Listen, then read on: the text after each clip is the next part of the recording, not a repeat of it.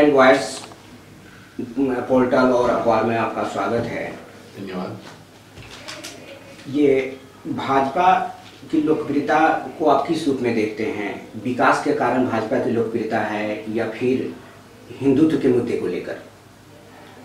Bharatiya Janata party का जो नारा है, सबका साथ, सबका विकास और सबका विश्वास, जी, इस नारा से आपको समझ में आएगा। जी, विकास के मुद्दे को लेते हुए और समाज के हर वर्ग के लिए काम करने वाले पार्टी है।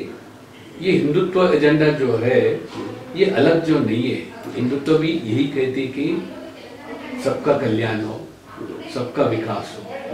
सो उसी के आधार पर, और मोदी जी जब से सरकार में आए बने 7 साल के अंदर गरीब से लेकर अंत्योदय का सिद्धांत को हम मानते हैं। हमारा सिद्धांत करता पंडित दीनदयाल उपाध्याय जो हमें सिखाया, गरीब में अति गरीब जो है उनको पहला उनका कल्याण होना चाहिए। यही बात को लेकर हम काम कर रहे हैं। आज लगभग केंद्र में ही नहीं 16 राज्यों में आज हम सरकार आए, मतलब सभी का समर्थन मिलने से हुआ। ये हमारा विश्वास है। अच्छा, दक्षिण के राज्य हों या पूर्वोत्तर के राज्य हों, वहाँ भाजपा अपनी जड़ें उतनी मजबूत नहीं कर पाई है, तो क्या कारण मानते हैं इसके पीछे? मैं मानता हूँ दक्षिण में क्या है, आजकल जितने भी पार्टीज जो बने हैं, लोग रीजनल पार्टीज, ये सब परिवार वाले पार्टी है। और दक्षिण में खास तौर से हमारा जो मुद्दे जो है मोदी जी सरकार का हर लोग तक हमको हम पहुंचाना हमारा जिम्मेदारी है।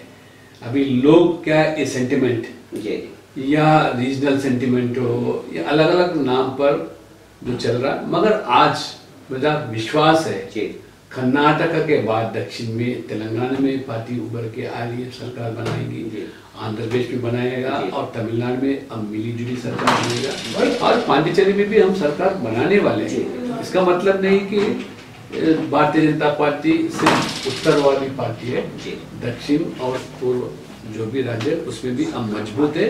हमारा संगठन भी आज मजबूत बनता है। ये मोदी जी प्रधानमंत्री बने, 2 लोकसभा चुनाव हुआ, तो इस दोनों लोकसभा चुनाव में अप्रत्याशित जीत भाजपा को मिली, तो आप इसको किस रूप में देख रहे हैं? ये वोट मोदी जी को मिली या भाजपा को मिली? मोदी जी भाजपा से अलग नहीं है। भाजपा मोदी जी, इसीलिए क्या है, मोदी जी के नेतृत्व में जो सरकार चल रही है, जो भी योजना आज बना रहे, 100 के ऊपर योजना, हर गरीब के लिए, हर परिवार के लिए सुविधा जो दिया जा रहा है, ये वंचित हो, पीड़ित हो या शोषित हो, श्रमिक हो, छात्र हो, सभी के लिए जितने भी आज योजना बना रहे सभी उसमें लाभान्वित है। इसीलिए सब लोग खुश है, इसलिए सभी लोग का समर्थन मिलने से ही हमको सरकार बना सके और इतनी बड़ी पैमाने से लोग हमको समर्थन दिया जा रहा है। आपके राष्ट्रीय अध्यक्ष जेपी नड्डा जी को, संगठन को मजबूत करने में इनको आप कितना सफल मान रहे हैं और क्यों मान रहे हैं? हाँ, जो जेपी नड्डा जी राष्ट्रीय अध्यक्ष बनने के बाद जो लॉकडाउन हो या हमारा कोरोना के कष्ट काल के अंदर भी जो वर्चुअल मीटिंग्स किया गया और फिजिकल मीटिंग्स किया गया, जहां भी राज गया 3 बस के संगठन को आज पोलिंग बूथ स्तर पर मजबूत किया जा रहा है। और आने वाले समय में 21 में हो 22 के अंदर पन्ना प्रमुख तक ले जाने का क्षमता नड्डा जी के अंदर है। नड्डा जी एक सामान्य कार्यकर्ता के रूप नाते उभर कर राष्ट्रीय अध्यक्ष बने, उनको सब कुछ जानकारी है और सरकार को और पार्टी को दोनों को साथ में ये संयोजक करते हुए एक राष्ट्रीय अध्यक्ष के नाते जहां भी चुनाव हो रहा है देश के अंदर, पंचायत से लेकर पार्लियामेंट तक, देखो एक बार हर जगह जीत ही जीत बीजेपी का, पंचायत में हो, म्युनिसिपल में हो, पार्लियामेंट में। लेकिन पंजाब में तो ऐसा नहीं हुआ। ठीक है, पंजाब में वहाँ थोड़ा दिक्कत तो आया, इसका मतलब ये नहीं कि वहाँ लोग बीजेपी में, वो जातिवाद है, अलग अलग समस्या, यहाँ स्थानीय समस्या के वजह से थोड़ा पिछड़ा हुआ। और जरूर आने वाले दिनों में भारतीय जनता पार्टी पंजाब में भी हम उभर के आएंगे, पंजाब में भी जरूर हम सरकार बनने का हम दावा करते हैं। ओबीसी मोर्चा के राष्ट्रीय अध्यक्ष हैं आप।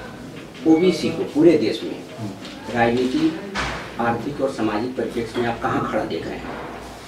मोदी जी जब से सरकार में आए, सरकार बनाए, तब से लेकर आज तक 7 साल के अंदर मैं दावा करता हूँ, ये 70 साल के आजादी के अंदर जो 7 साल के अंदर पिछड़ा वर्ग के लिए जो योजना बनाए और महत्वपूर्ण ऐतिहासिक निर्णय जो लिया गया मोदी जी सरकार, नेहरू जमाने से लेकर राजीव गांधी तक कभी भी पिछड़ा वर्ग के लिए, उनके हित के लिए एक भी काम किया नहीं।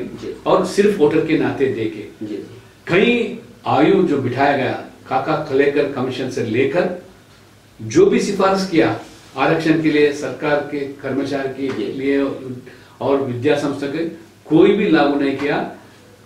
नेहरू, इंदिरा गांधी, राजीव गांधी लगभग 50 साल सरकार में थे। पहली बार जब जनता पार्टी आई, जनता पार्टी के अंदर वाजपेयी जी, अडवाणी जी सरकार में शामिल है, तभी जो मंडल कमीशन जो बिठाया गया, मंडल कमीशन सिफारिश लागू होने लगा बगैर कांग्रेस जमाने से। मगर मोदी जी सरकार में आने के बाद ही जो पिछड़ा वर्ग का जो कमीशन बिठाया था उसको संवैधानिक दर्जा दिया, जिस तरह एससी कमीशन, एसटी कमीशन, चाहे जो 27% जो सिफारिश किया आरक्षण जो विद्या संस्थाओं में और सरकार के कर्मचारी के लिए, ठीक तरह से लागू हो रहा है या नहीं। अगर लागू नहीं होने से लीगल एक्शन लेने के लिए जो कमीशन को मजबूत किया गया ये 7 साल के अंदर, जो इसके पहले 17-15% भी फीसद भी आरक्षण नहीं हो रहा था, आज 20-22 तक पहुंचा। ऐसे ऐतिहासिक और निर्णय मोदी सरकार। इसके अलावा पिछले वर्ग के अंदर भी ये 27% जो आरक्षण दिए उसमें भी चंद लोग ही फायदा हो रहे, चंद लोग लाभान्वित भी हो रहे। छोटे छोटे जातियां जो है उनको 1% भी आज तक आरक्षण नहीं मिला। इसलिए मोदी जी ने जस्टिस रोहिणी कमीशन बिठाकर वर्गीकरण, जिस तरह एससी एसटी में वर्गीकरण है, छोटे जातियों को भी क्लासिफाई करके आरक्षण देने का जस्टिस रोहिणी कमीशन बिठाया और उसका सिफारिश भी लागू होने वाला है, ताकि आज 2600 के ऊपर जितने पिछले जातियां हैं देश भर में, 1600 जातियों को आज तक आरक्षण मिला ही नहीं। तो गरीब परिवार वाले उनका कहीं आज देखभाल होने रहा। अभी ये सिफारिश होने के बाद हर आदमी को पिछले वर्ग के अति पिछड़ा वर्ग जो भी है उनको भी फायदा होने लगा। उसके अलावा क्रीमी लेयर का जो मुद्दा है, और ये हमारा वार्षिक आयु 6 लाख था उसको 8 लाख किया गया। ये पब्लिक सेक्टर अंडरटेकिंग्स में भी रिजर्वेशन अभी लागू किया जा रहा है पहली बार, और पहली बार ऐतिहासिक निर्णय ये वर्ष में मोदी जी की सरकार के वजह से, मोदी जी का सरकार का देन है। ये वर्ष में लगभग 60,000 से लेकर 70,000 छात्रों को पहली बार आरक्षण मिल रहा है, केंद्रीय विद्यालयों में, नवोदय पाठशालों में और सैनिक स्कूल। मैं ओबीसी मोर्चा के तरफ से मोदी जी सरकार को, मोदी जी को और खास तौर से हमारा रक्षा मंत्री राजनाथ सिंह को भी मैं धन्यवाद अर्पित करना चाहता हूं कि पूरा देश भर के अंदर 33 सैनिक स्कूल है, मगर इस बजट में 33 के अलावा 100 सैनिक स्कूल आज प्रावधान किया गया, ताकि 5000 जो गरीब बच्चे सैनिक स्कूल में आज शामिल होने वाला है। ये 70 साल के अंदर कितने भी सरकार आए गए, मगर पहली बार मोदी जी के सरकार के अंदर ये लगभग 60,000 से लेकर 70,000 पिछड़ा वर्ग के छात्रों को आज आरक्षण मिल रहा है। और नलसर यूनिवर्सिटी, ला यूनिवर्सिटी में ये मोदी जी का देन है, मोदी सरकार का देन है। अच्छा, ओबीसी के राष्ट्रीय अध्यक्ष के रूप में पूरे देश के ओबीसी को जोड़ने के लिए क्या रणनीति बना रहे हैं? कैसे जोड़ेंगे पूरे देश के ओबीसी भाजपा से जुड़े मैक्सिमम तौर पर? इसके लिए क्या रणनीति है? मनोज जी, देखो पहली बार ये 70 साल के आजादी के अंदर एक गरीब बेटा, एक गरीब परिवार से, अति पिछड़ा वर्ग से प्रधानमंत्री मोदी जी को बनाए, ये बीजेपी से मुमकिन है। बाकी तुम पार्टियों को देखो, अपने परिवार के लोगों को या अध्यक्ष या प्रधानमंत्री बना सकते। ये गरीब से परिवार से आए, एक हमारा जो दलित का आज राष्ट्रपति बनाए, ये बीजेपी से मुमकिन है। इसलिए आज पूरा देश के अंदर जो पिछले वर्ग के मसले हैं, ये ऐतिहासिक महत्वपूर्ण निर्णय से, अच्छा आज जो भी देखो आज योजना बनाए, वो योजना में गरीब नहीं, पिछड़ा वर्ग नहीं है या दलित नहीं है, ज्यादा फायदा लाभान्वित कौन है? यही वर्ग है। 100 के ऊपर प्रधानमंत्री जन धन योजना से लेकर प्रधानमंत्री किसान सम्मान निधि तक अगर एक बार आप आंकड़े देखेंगे तो पूरे ये पिछड़ा वर्ग दलित के समाज के लिए लाभान्वित है। बिल्कुल बिल्कुल। अच्छा सर, एक और जो मसला है महंगाई का, पेट्रोल डीजल और सामान महंगे हो रहे हैं, तो इसको सरकार रोक पाने में सफल नहीं हो पा रही है, तो आप किस रूप में देखते हैं इसको? ये देखो, कोरोना कालखंड के बाद भी जी गरीब कल्याण योजना के अंदर कितने लाखों करोड़ रुपए खर्च करने जी दिल्ली से सीधा गरीब के खाते में 500 रुपए पहुंचाना, ये मोदी जी सरकार से ही संभव हुआ। राजीव गांधी जब प्रधानमंत्री थे वो बोलते थे हम 100 रुपए भेजे दिल्ली से, 15 रुपए पहुंचता था, बाकी 85 रुपए बीच वाले खाते। वो कांग्रेस का जमाना। आज मोदी का जमाना ना, हर पैसा आज हिसाब किताब है। आज राशि देखो, 8 महीने राशि मोदी जी सरकार गरीब के लिए, और कितने कोरोना के अंदर भी आज लोगों को, गरीब के लिए ये नौकरियां निकल गए। सब लोगों को आज इतने पैसे खर्च, लाखों करोड़ों रुपए खर्च करने का मतलब, आज अंतर्राष्ट्रीय के अंदर जो पेट्रोल का जो दाम बढ़ गया उसका, अगर सही भी अन्य प्रदेशों में आपका भी अगर उसका टैक्स कुछ कम किया गया तो जरूर पेट्रोल का दाम। आज बीजेपी शासित राज्यों में पेट्रोल का दाम देखो, बाकी पार्टी शासित राज्यों में पेट्रोल का दाम देखो, हमारा बीजेपी शासित राज्यों में ही कम है। इसलिए आज हमारा तेलंगाना से मैं आता हूँ, वहां पे 1 रुपए चावल मिलता है, 33 रुपए का चावल, 29 रुपीज आज मोदी जी सरकार सब्सिडी दिया, तो 2 रुपए राज्य सरकार दे रहा। मतलब क्या है, जब इतना करोड़ों रुपए गरीब के लिए खर्च कर रहे तो कहीं ना कहीं तो लोगों पर तो जरूर जो टैक्स पे कर सकता उसके ऊपर थोड़ा दबाव। उसका मतलब ये नहीं कि आज मोदी जी सरकार के अंदर first time in the history corruption free governance, इसके बारे में कोई जिक्र करता ही नहीं। अरे इसके पहले तो आप देख रहे थे रोज अखबारों में हाँ, यहाँ घोटाला, पूरे लाखों करोड़ों रुपए का घोटाला। आज घोटाला नहीं है मगर खबर नहीं है।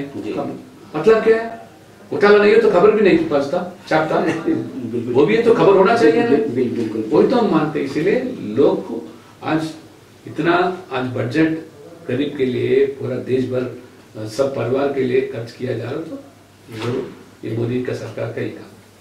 क्योंकि जो भाजपा सरकार है इस पर हिंदुत्व को सपोर्ट करने की तोहमत है और देश सेकुलर है, क्या आप मानते हैं इससे राष्ट्र को नुकसान हो रहा है? यार हिंदुत्व ही सेकुलर है भाई, हिंदुत्व से ज्यादा सेकुलर कौन है? हिंदुत्व में it's a way of life, जीवन सरली है, जीवन विधा। हिंदुत्व में कहीं किसी का विस्मरण कर रहे क्या? नहीं। सभी को साथ में ले जाने का हिंदुत्व में, सर्वे जनो सुखिनो भवन्तु अपना नारा है, मुद्दा हिंदुत्व का। उसमें कुछ किसी को या मुसलमान को छोड़ो या किसी ईसाई को छोड़ो, ऐसा कुछ नारा हिंदुत्व में नहीं, वो तो सबको लेकर। अब ये जो सूडो सेकुलरिस्ट है, ये अपीसमेंट पॉलिसी जो करते हैं वोट के खातिर, उनके लिए तो खतरा है। मगर आज भारतीय जनता पार्टी का मुद्दा नारा है सबका साथ, सबका विकास और सबका विश्वास। वही सबका विश्वास होने से आज 16 राज्यों में हम सरकार में है, केंद्र में सरकार है, आने वाले दिनों में दक्षिण में भी हम सरकार को आएंगे। ओबीसी मोर्चा जो भी मोदी जी का योजना है हर घर पहुंचाएंगे, हर गांव पहुंचाएंगे, हम उसको साथ में लेंगे। हम साथ में लेकर पार्टी की ओर और बीजेपी की ओर लेके जरूर बीजेपी का ओबीसी का मोर्चा समर्थन से ही दक्षिण में भी हम सरकार बनाएंगे। अच्छा, ये किसान आंदोलन जो इतना लंबा चल रहा है, क्या मान रहे हैं सरकार किसानों को समझाने में या इस आंदोलन को खत्म कराने में कहीं ना कहीं विफल साबित हो रही है? अच्छा ये बताओ, कृषि क्षेत्र का जो बिल जो पारित हुआ उसमें एक मुद्दा बताओ जो किसान के खिलाफ। अरे किसान अपना मर्जी माफक वो अपना फसल को बेचना चाहता है, हम मंडी कायम रखेंगे, एमएसपी कायम रखेगा, और अपना अगर कहीं दाम ज्यादा बढ़ गया उसको सुविधा दे तो इसमें गलती क्या है? व्यापार तो कहीं बेच सकता, किसान का फसल वहीं बेचना, पूरा देश भर के अंदर नहीं विश्व भर के अंदर बेचने का व्यापार बेच सकता, किसान क्यों नहीं? बिल्कुल। अरे हर जो उत्पत्ति करता अपना उसका दाम मूल्य तय करता, किसान क्यों नहीं तय करना भाई? तो ये बात किसानों को क्यों समझ में नहीं आ रही है? समझ चंद लोग उस पर राजनीति जुड़े हुआ है, इसलिए वो कर रहे हंगामा। मगर आज जितने भी जगहों में प्रांतों में चुनाव हुआ, पंचायत से लेकर गांव में बीजेपी जीत के आए, मतलब किसान का समर्थन नहीं है। ये चंद लोग राजनीति के चक्कर में ये मोदी के सरकार के खिलाफ जो है, जो चाहते हैं करप्शन खत्म हो गया, परिवारवाद खत्म हो गया, जो लोग चाहते हैं वो चलना, उनको जरा रहता हो। सर आप काफी अनुभवी हैं, एक दो और सवाल है। ये मोदी सरकार की 5 आर्थिक उपलब्धि बताइए, आर्थिक उपलब्धि। अरे देखो भाई, आज मोदी जी का योजना देखो, कौन सा योजना में आज कोई परिवार को फायदा नहीं हो। किसान सम्मान निधि 6,000 रुपए वार्षिक किसान के लिए, किसान का आज उसका दुगुना बढ़ाने के लिए जो कोशिश चल रहा है मोदी जी सरकार का, इससे बड़ा काम किया है। जी। और मोदी जी ने हर पाई हिसाब किताब गरीब को पहुंचाने के लिए, हर परिवार को पहुंचाने के लिए, इससे बड़ा क्या होना चाहिए भाई।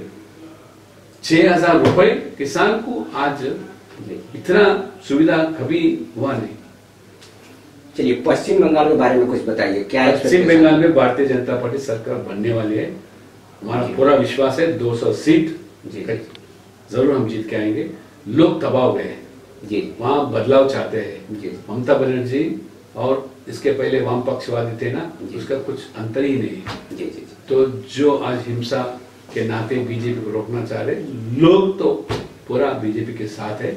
इसलिए जरूर बीजेपी बंगाल ही नहीं, पांडिचेरी में हो, तमिलनाडु में हो, जहां भी चुनाव हो रहा, असम में, जरूर बीजेपी उभर के आएगी। BJP is the only party now through the country, winning the countries of the people. बहुत बहुत धन्यवाद, बहुत बहुत धन्यवाद।